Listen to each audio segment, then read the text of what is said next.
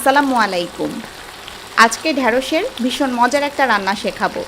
অনেকে এটা ঢ্যাঁড়স বলেন, অনেকের এলাকায় এটা ভেন্ডি নামেও পরিচিত। যেখানে যে নামেই ডাকুক না কেন, অনেকের প্রিয় সবজি এটি। ঢ্যাঁড়স ভাজি খেতে যেমন মজার হয়, এটা রান্না করলেও কিন্তু অনেক ভালো লাগে। ঢ্যাঁড়স অনেকভাবে রান্না করা যায়। এখন আপনাদের দেখাবো ঢ্যাঁড়স যেভাবে রান্না করলে সবচেয়ে বেশি মজার হয়। চলুন রান্নার প্রসেস শুরু করি। ঢ্যাঁড়সের মজাদার এ রান্নার জন্য প্রথমে চুলায় একটা প্যান বসিয়ে দিয়েছি। প্যানে দিচ্ছি হাফ কাপ বা 100 ml মতো তেল। চুলার আঁচ হাই করে দিয়ে তেল গরম করে নিব। এখানে আমি আধা কেজি ঢ্যাঁড়স কেটে নিয়েছি। কিভাবে কেটেছি দেখতেই পাচ্ছেন। প্রতিটা ঢ্যাঁড়স 2 ইঞ্চি সাইজে কেটেছি। তেল গরম হয়ে এলে ঢ্যাঁড়সগুলো দিয়ে দিচ্ছি।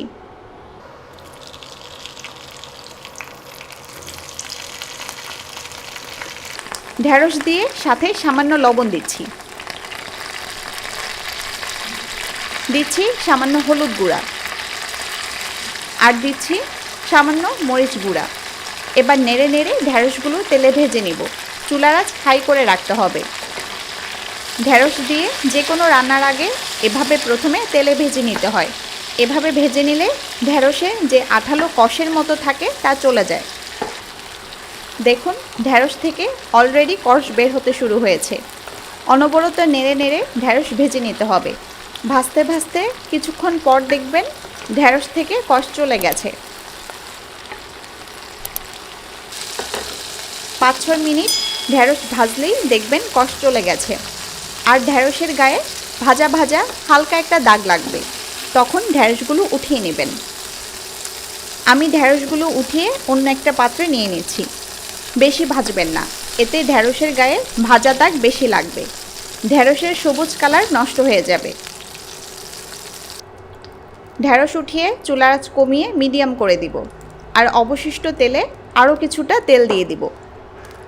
এরপর দিচ্ছি হাফ চা চামচ পাঁচফোড়ন। পাঁচফোড়ন না থাকলে আস্ত জিরা দিতে পারেন। নেড়ে কয়েক সেকেন্ড মশলাগুলো ভেজে নিব। এরপর দিচ্ছি পেঁয়াজ। 3টা মাঝারি সাইজের পেঁয়াজ স্লাইস করে কেটে দিয়ে দিলাম। নেড়ে পেঁয়াজ নরম হয়ে আসা পর্যন্ত ভাজব।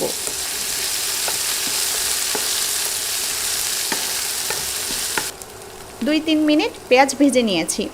এখন দিচ্ছি রসুন বাটা। 1 চা চামচ রসুন বাটা দিয়ে নেড়ে 30 সেকেন্ড ভেজে নিব। এরপর দিচ্ছি 1 চা চামচ হলুদ গুঁড়া, 1 চা চামচ মরিচ গুঁড়া, 1 চা চামচ ধনিয়া গুঁড়া, 1 চা চামচ জিরা গুঁড়া দিলাম। আর দিলাম 1 চা চামচ লবণ। নেড়ে মশলাগুলো মিশিয়ে দিচ্ছি। সামান্য একটু পানি দিয়েছি যাতে গুঁড়া মশলাগুলো পুড়ে না যায়।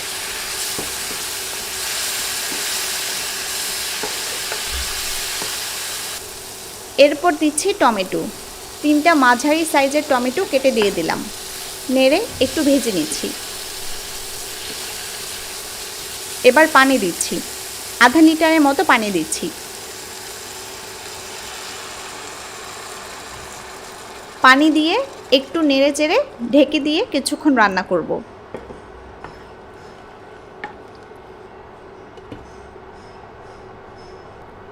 পানি দিয়ে ঢেকে 5 মিনিটের মতো রান্না করেছি।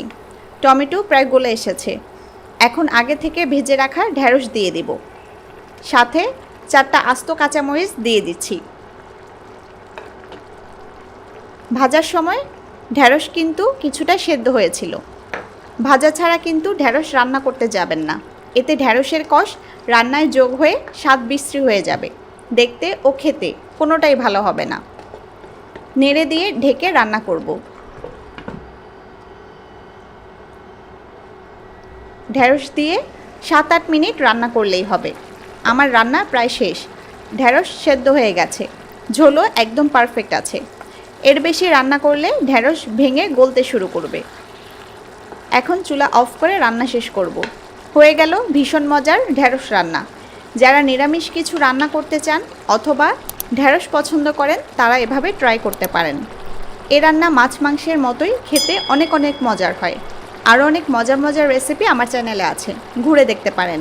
সবাই ভালো থাকুন, সুস্থ থাকুন। আল্লাহ হাফেজ।